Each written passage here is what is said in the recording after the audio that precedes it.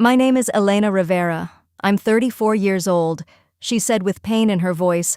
7 years ago, my husband's family dragged my suitcase to the front porch, opened the door, and shoved me into a January night while I was 7 months pregnant.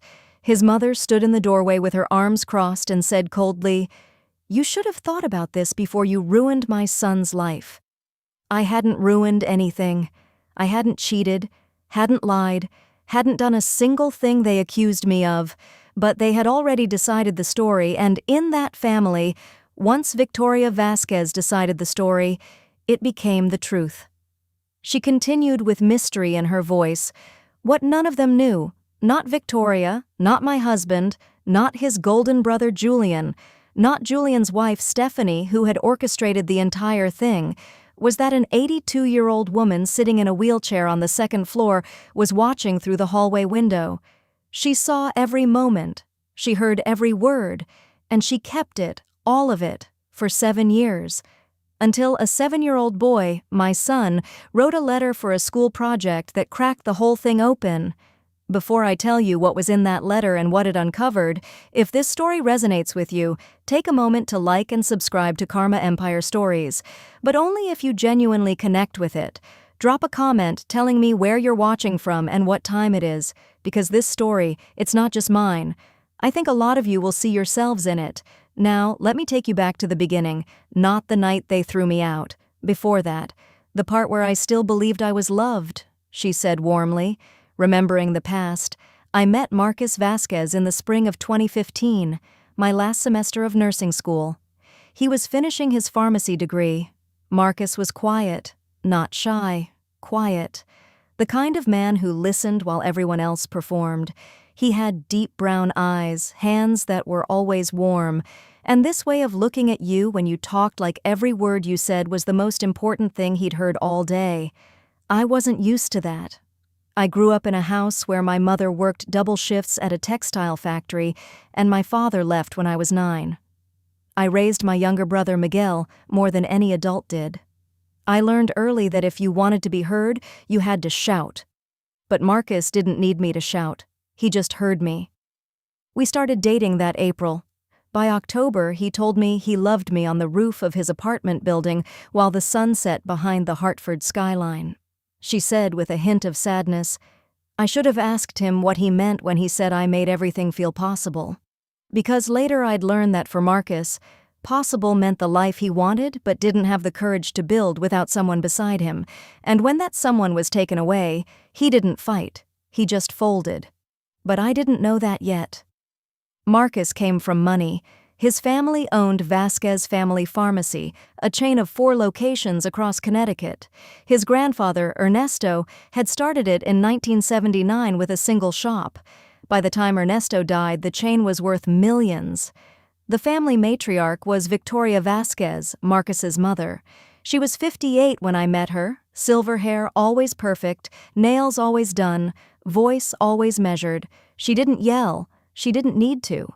Victoria controlled a room the way weather controls a coastline, slowly, constantly, without asking permission. Marcus's father had died of a heart attack when Marcus was 17. After that, Victoria became everything: mother, father, CEO, judge, and jury. Julian, Marcus's older brother, was the golden child. He was 36, broad-shouldered, confident, the kind of man who walked into a room and expected applause. He'd taken over the daily operations of the pharmacies, and Victoria treated him like royalty. Every family dinner started with Victoria updating the table on Julian's accomplishments. Marcus got a nod. Julian's wife was Stephanie. Blonde, polished, the kind of woman who smiled with her mouth but calculated with her eyes. She had mastered Victoria's playbook. She knew how to flatter, how to deflect, how to position herself as Victoria's ally against anyone who threatened the hierarchy. She said softly, with deep respect, and then there was Abuela Clara, Ernesto's widow. She was 82, confined to a wheelchair after a stroke, and she lived on the second floor of the Vasquez family house. Everyone treated her like furniture. They spoke louder around her, simplified their sentences, patted her hand like she was a child. But Clara's mind was sharper than anyone in that house. Her body had slowed down, but her eyes missed nothing. The first time I met Clara, she held my hand for a long time. She looked at me and said, in Spanish, "You have honest eyes. Don't let them change that." I didn't fully understand what she meant, not until much later. Marcus and I got married in June of 2016. Small ceremony, 40 guests, wildflowers in mason jars. Victoria attended but didn't smile in the photos.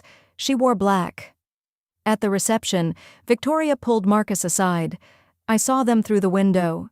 She was speaking close to his face, her hand gripping his arm. He was nodding. When he came back, he said casually, "She just wants to make sure we're thinking about the future." I said, "We are. That's why we got married." He laughed, but it didn't reach his eyes. For 2 years, our life was quiet and good, not perfect. Marcus was always on the phone with his mother, always checking in, always reporting. If we booked a vacation, Victoria knew before the confirmation email arrived, but I told myself this was normal. Close families, cultural expectations. I wasn't going to be the wife who made her husband choose between her and his mother. She said firmly, "I should have been," she said with growing suspicion. In the fall of 2018, I was covering a shift at the pharmacy. While running inventory numbers, I noticed something. The books for the Elm Street location didn't match. There were large withdrawals listed as equipment expenses, but no equipment had been ordered. The money was going somewhere, but not to the pharmacy. I mentioned it to Marcus that night. He went quiet. A different quiet, the kind that has walls behind it. He said dismissively, "Don't worry about it. Julian handles Elm Street." I said, "It's not just one entry, Marcus. It's a pattern. 40, maybe 50,000 over 6 months. He looked at me, and for the first time in our marriage, I saw something that scared me. He looked afraid, not of the numbers, but of me finding them. He said with urgency, "Elena, please, just leave it alone." I left it alone. But I didn't forget, she said with joy and excitement. 2 months later, in December of 2018, I found out I was pregnant. I told Marcus the next morning. He cried. He picked me up and spun me around and said, "We're going to be parents, Elena. We're going to be amazing." For one morning, everything was perfect. She said with disappointment. Then we told Victoria. Sunday dinner. Marcus made the announcement between the salad and the main course. The table went quiet. Victoria set her fork down and looked at me, not at Marcus, like I'd done something to her son rather than with him. Victoria said coldly, "Well, that's a big step. I hope you've thought about what this means for Marcus's career." That was it. No congratulations, no warmth, just an evaluation, she said with warmth. But Abuela Clara, sitting at the end of the table in her wheelchair, reached over and took my hand. Clara whispered lovingly, "Bendición," a blessing. I held on to that word for years, she said with a serious tone. What I didn't know was that my pregnancy changed the math for Julian and Stephanie. Under the family trust, the estate was to be divided among grandchildren. If Marcus had a child, that child would lock in Marcus's half permanently. And Julian, who had been slowly draining the business accounts for years, would lose access to the funds he'd been stealing. I was not just inconvenient, I was dangerous. And Stephanie knew it, she said with dread, her voice trembling. January 12th, 2019. I will never forget that date. I was 7 months pregnant. I'd just come home from work at 3:30 in the afternoon. At 4:15, my phone rang. "Victoria." She said flatly, "Elena, I need you to come to the house right now. It's a family matter." Her voice was flat, not angry, not warm. Flat, the way a judge's voice is flat before they read the sentence. I drove to the Vasquez house. In the living room, Victoria sat in her armchair like a throne. Julian was standing by the fireplace, arms crossed. Stephanie was on the sofa with a glass of sparkling water, looking at me with an expression I couldn't read. Marcus was sitting near the window. He wasn't looking at me. He was looking at the floor. Victoria said firmly, "Sit down, Elena." I sat. My belly pressed against my thighs. The baby kicked. Victoria opened a manila folder on the coffee table. Inside were printed screenshots of text messages. Explicit, romantic, planning meetings at a hotel. Victoria said accusingly, "Can you explain these?" I stared at the messages. I said with shock, "I've never seen these before. This isn't my number. I don't know what this is." Victoria tilted her head. "The number is registered to a phone that was found in your car." Julian stepped forward. Julian said matter-of-factly, "I found it this morning under the passenger seat. A prepaid phone." I felt the floor tilt beneath me. I said desperately, "I don't own a prepaid phone. Someone put that there." Stephanie spoke for the first time. Stephanie said with fake concern, softly, "Elena, no one is attacking you. We just want the truth. For the baby's sake." I said pleadingly, "For the baby's sake?" I looked at Marcus. "Marcus, look at me. You know me. You know I would never do this." He looked up. His eyes were red, and in that look, I saw it. He wasn't confused. He wasn't angry. He was already convinced. Whatever they had told him before I arrived, whatever seeds Stephanie and Victoria had planted, they had already taken root. Marcus said hollowly, "Elena, I saw the phone. It was in your car." I said urgently, "Someone put it there, Marcus. It was parked here last Sunday. I left the keys in the kitchen." Something flickered in his eyes, a crack in the wall, but before it could widen, Victoria spoke. Victoria said with authority, "Enough. I spoke with a friend who works at the Marriott on Route 9. She confirmed a woman matching your description checked in on 3 separate occasions." I said with desperation, "That's insane. I was at work. Check my records." Stephanie said smugly, swirling her water, "People cover their tracks." I looked at her, really looked at her, and for the first time I saw what was behind those calculating eyes. She'd orchestrated this. I said with accusation, "Stephanie, did you put that phone in my car?" The room went silent. Stephanie said with rehearsed shock, "Excuse me? I'm trying to help you and you're accusing me?" Victoria stood. Victoria said with rage, "That's enough, Elena. You betray my son and now you accuse his brother's wife? In my house?" I said, begging, "Victoria, I am begging you, I did not do this." Victoria said ice cold, "Get out." She said with devastation, 2 words, spoken the way you'd dismiss a stray dog. I looked at Marcus. I said with my voice breaking, "Marcus, please, tell them. You know me." He wouldn't look at me. His hands were shaking, and what came out wasn't a defense. It was a surrender. Marcus said weakly, "Maybe you should go, Elena, just for tonight, until we figure this out." Those 5 words ended my marriage. Because in that moment, Marcus chose comfort over courage, the same way he always had, the same way he always would. Victoria called Julian, and together they brought my suitcase to the front door. She said with bitter realization, someone had already packed it. That detail hit me like a fist. They had packed my bag before I arrived. This wasn't a confrontation. It was an eviction. I walked to the porch.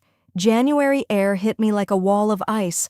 I was in a thin sweater, 7 months pregnant, my coat still inside.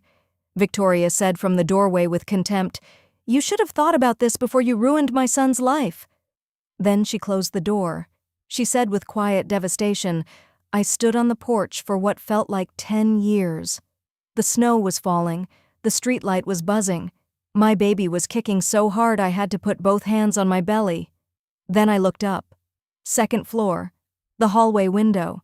Abuela Clara was there. In her wheelchair, her face pressed close to the glass, her hand flat against it. I could see her mouth moving. I read her lips. Clara mouthed with tears in her eyes, "Lo siento, mija, lo siento." "I'm sorry, my child. I'm sorry." She had seen everything. And from her wheelchair, locked on the 2nd floor of a house she no longer controlled, she couldn't stop it. She said directly to the audience with sincerity, "I need to pause here for a second.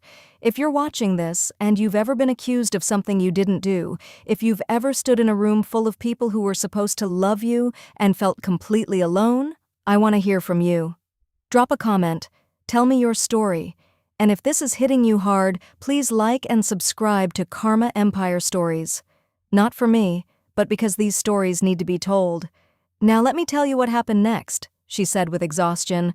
I drove for 40 minutes without knowing where I was going. My phone rang 6 times, all from Marcus. I didn't answer. I pulled into a gas station parking lot and called Rosa Medina, my best friend since college. She lived in a small town called Millbrook, 2 hours from Hartford.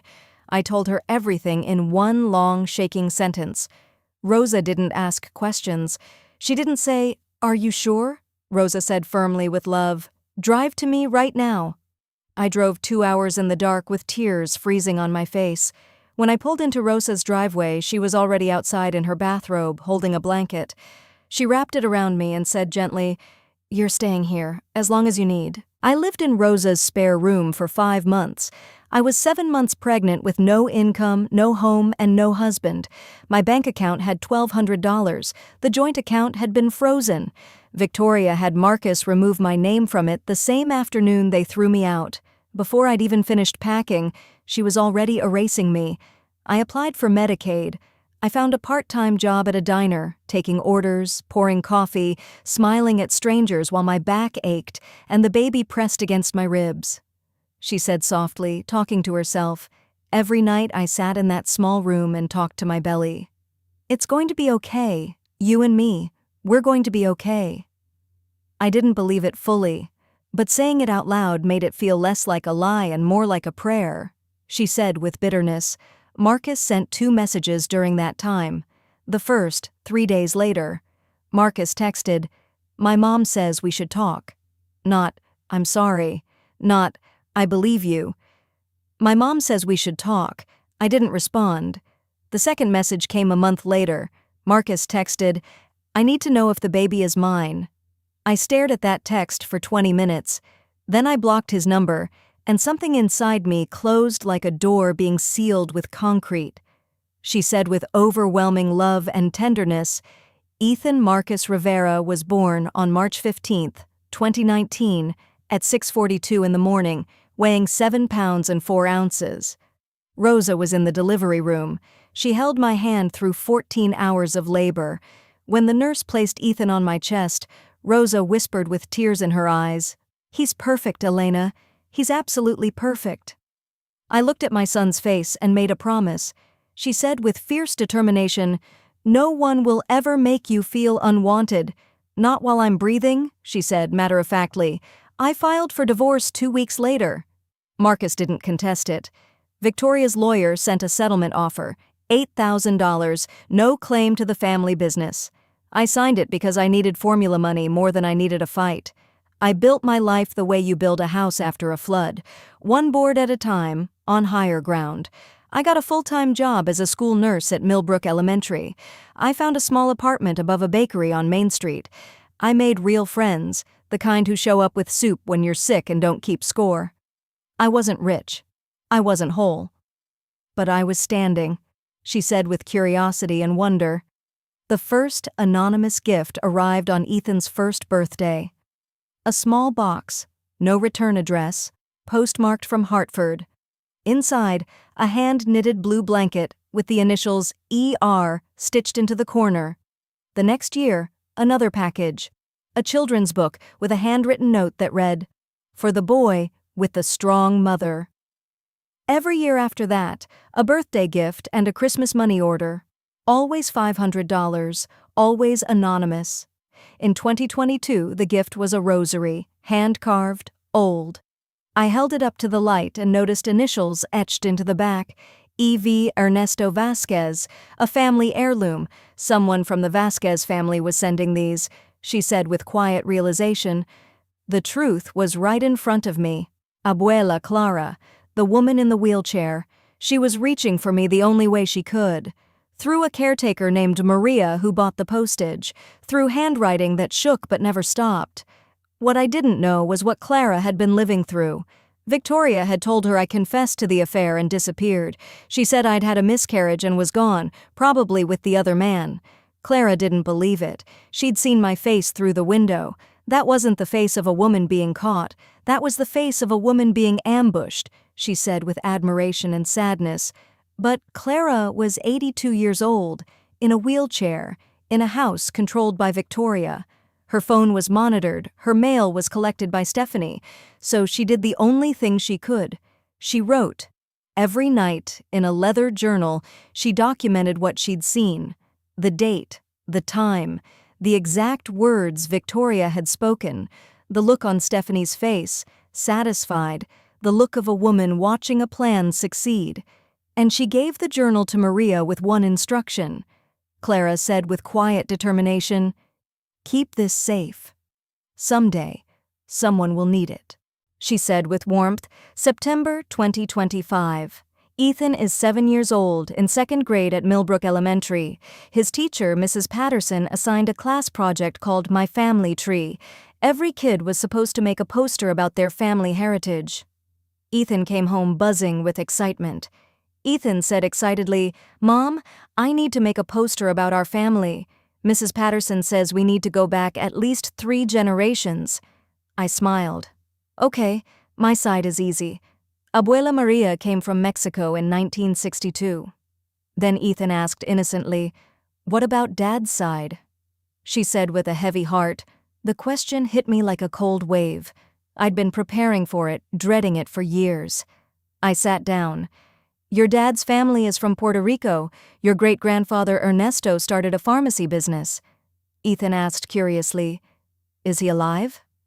"No, sweetie, he passed away a long time ago." Ethan asked again, "What about my grandma?" I chose my words carefully. "Her name is Victoria. We don't talk anymore. Sometimes families go through things that are hard to explain." Ethan said earnestly, "But I need to write about them. Mrs. Patterson says every branch matters." She said with emotion, "Every branch matters." Those words cut deep. "There's also your great-grandmother, Abuela Clara. She's very old and very kind. She loved you before you were even born." Ethan's face lit up. Ethan asked with wonder, "She did?" "She did. She said you were a blessing? Bendición." The next day, Ethan asked Mrs. Patterson for an envelope and paper. He sat at his desk and wrote a letter. She read the letter slowly and tenderly. "Dear Abuela Clara, my name is Ethan. I am your great-grandson. My mom says you are very kind, and you said I was a blessing before I was born. I am doing a school project about my family tree, and your side is empty. I don't have any pictures or stories. Can you please tell me about our family? I want to know where I come from. My mom says every branch matters. Love, Ethan." He asked me for the address. I hesitated. Then I thought about Clara's whisper through the glass. She'd been watching. She'd been sending. She hadn't forgotten us. I gave Ethan the address. The letter was mailed on a Tuesday in October 2025. I expected nothing. I expected Victoria to intercept it.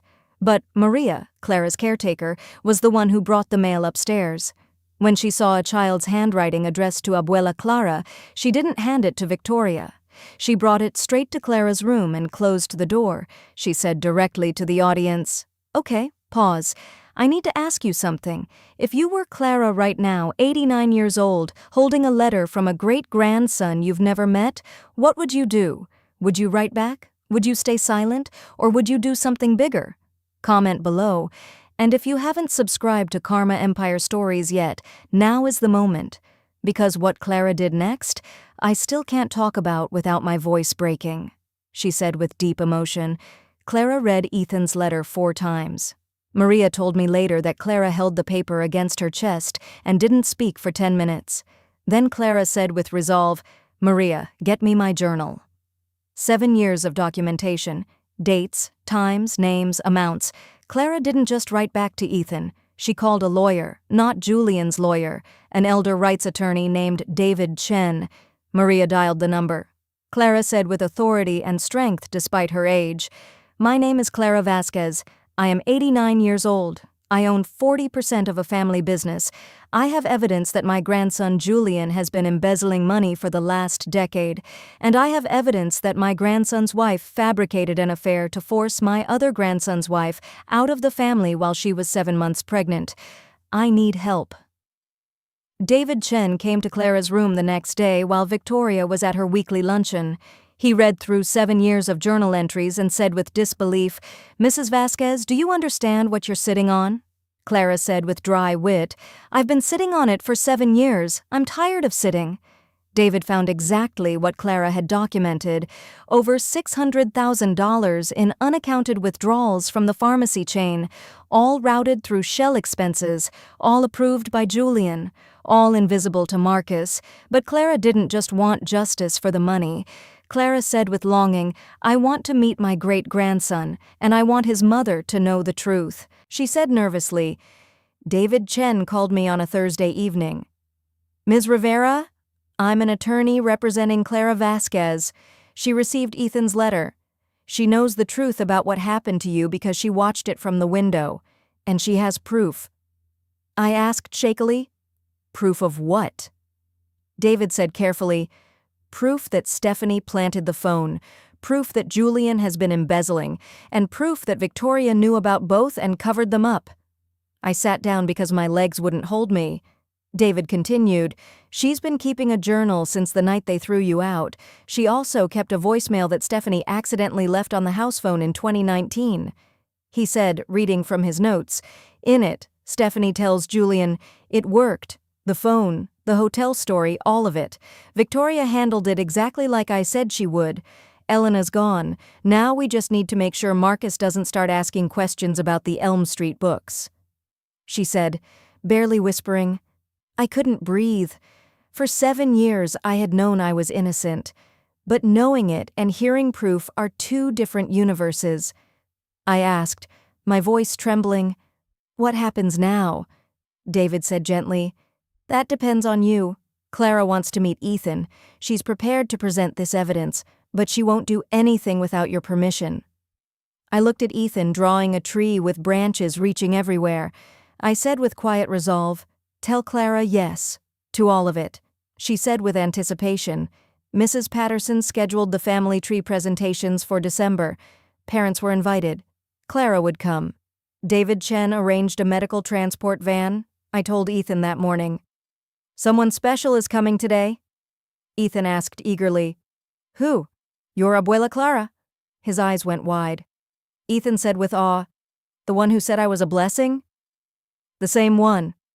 Ethan said proudly, "She wrote me back, Mom. Maria helped her. She said she's been thinking about me every single day since I was born." He'd kept the letter under his pillow. She read Clara's letter with a shaking voice.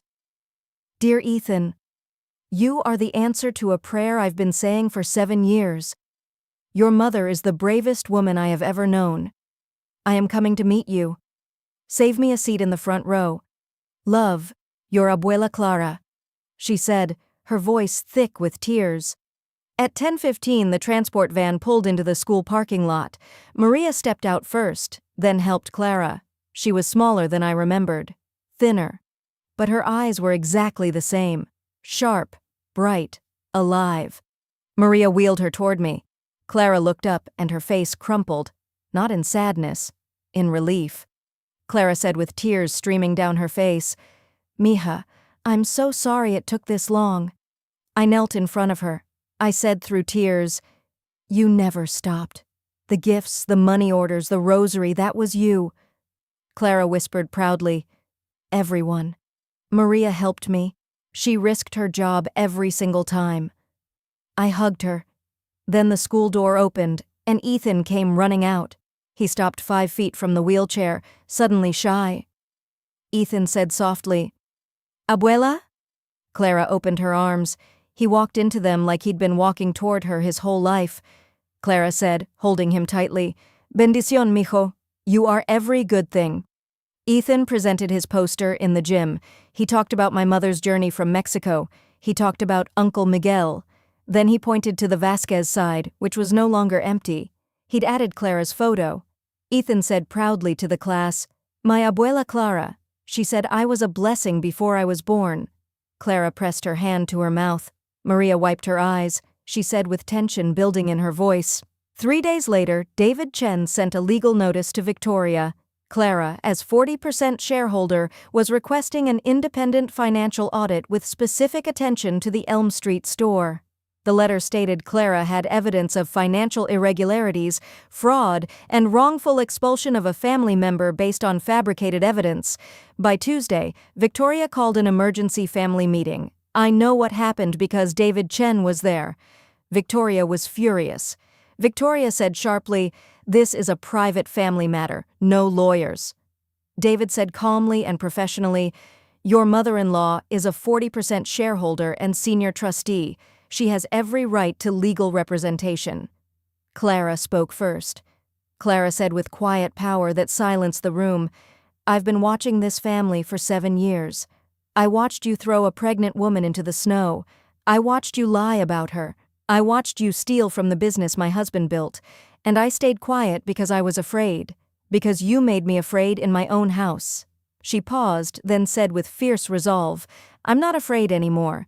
A 7-year-old boy wrote me a letter and asked me to tell him where he came from, and I decided that the answer wouldn't be a family of liars." David laid out the evidence, the journal entries, the financial discrepancies, the $600,000 in unaccounted withdrawals, then the voicemail.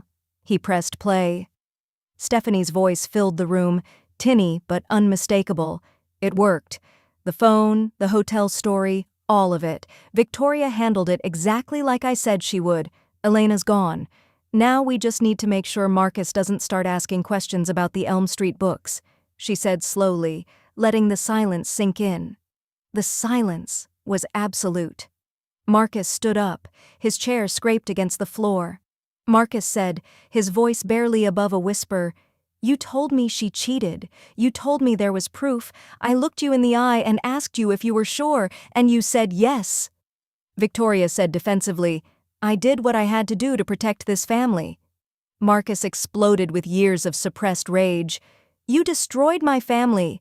I had a wife. I had a child. You took my son from me," Victoria said coldly without remorse. "She wasn't right for you, Marcus." Marcus shouted with anguish, "She was everything to me." Julian said dismissively, "Marcus, calm down." Marcus turned on his brother with fury. "You stole from our father's business. Your wife framed mine. And you want me to calm down?" Stephanie grabbed her purse and said nervously, "I'm not staying for this." Clara's voice cut through like iron wrapped in silk. "Sit down, Stephanie. You started this. You'll stay for the end of it." David said professionally, "This evidence has already been shared with a forensic accountant and the state attorney's office. A formal investigation is underway." Julian went white. Julian said desperately, "You can't do this. You're my grandmother."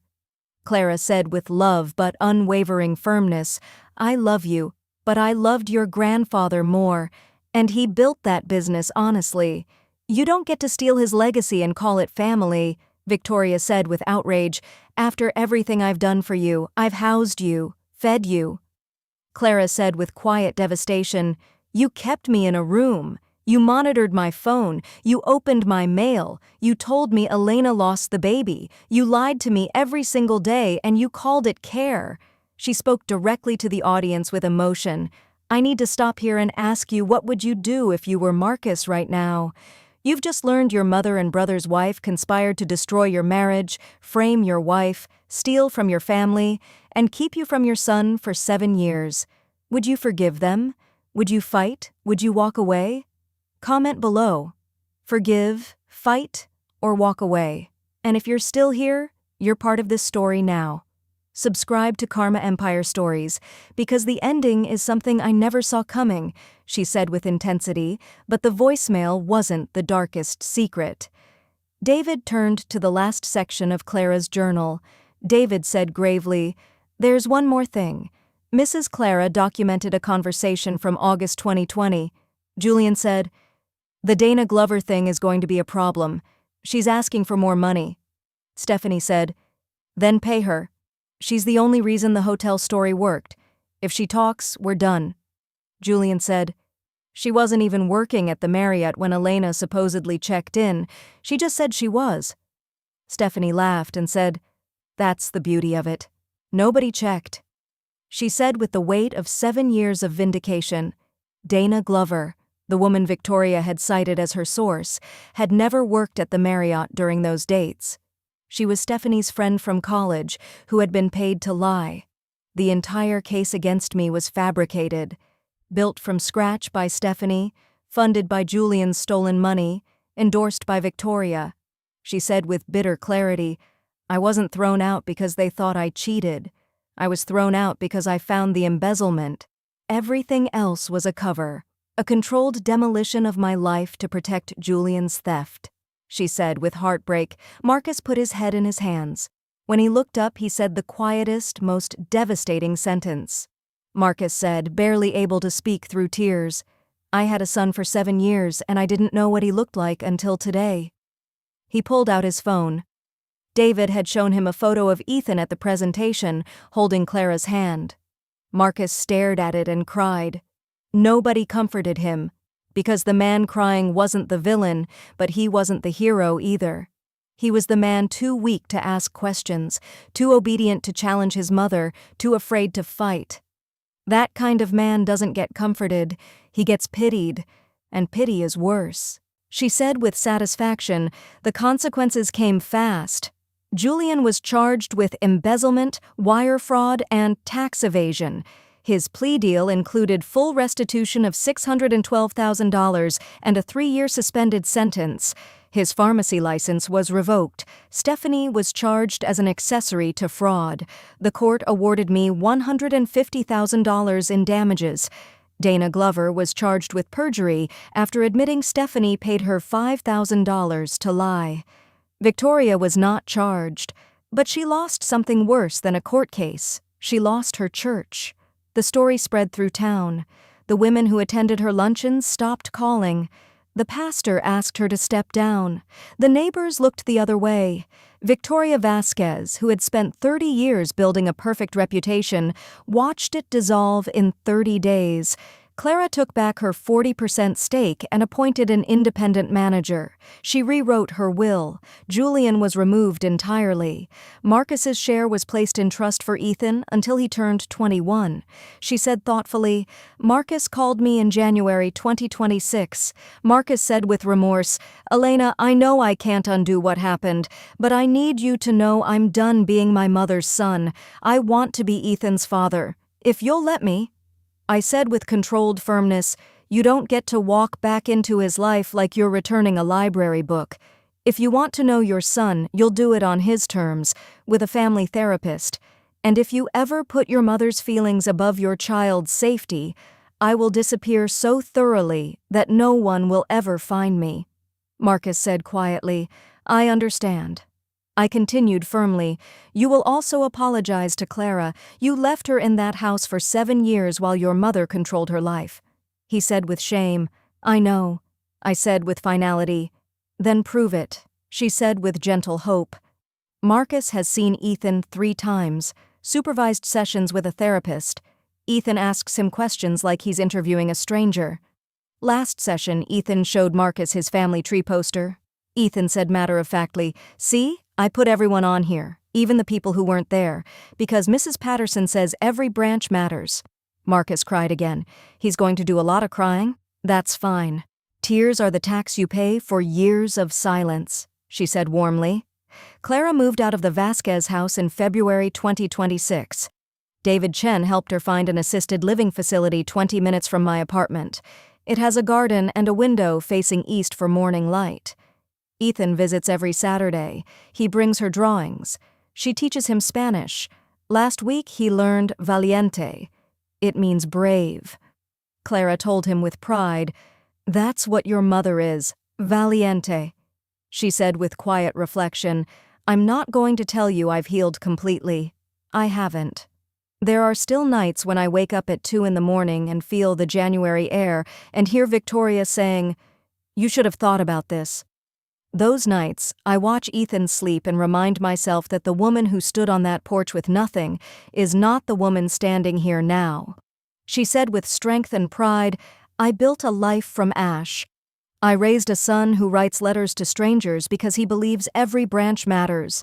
I found family in a hairdresser named Rosa, a baker named Mrs. Delgado, a teacher named Mrs. Patterson, and an 89-year-old woman in a wheelchair who refused to let the truth die. She said with power and closure, My name is Elena Rivera. I'm 34 years old. 7 years ago, I was thrown into the snow with nothing. Today, I have everything that matters. And it started with a letter from a 7-year-old boy who just wanted to know where he came from. She said sincerely to the audience, "If this story moved you, if you've ever been the person who was erased, rewritten, or thrown away, I want you to know something. You're not broken. You were never broken. They just needed you to believe you were, so they could keep their lie standing." Subscribe to Karma Empire Stories for more stories like this. Drop a comment telling me which part hit you the hardest, and share this with someone who needs to hear it today. Because sometimes the truth doesn't come from a courtroom or a confession. Sometimes it comes from a second grader with a poster board and a question he wouldn't let go of. Every branch matters.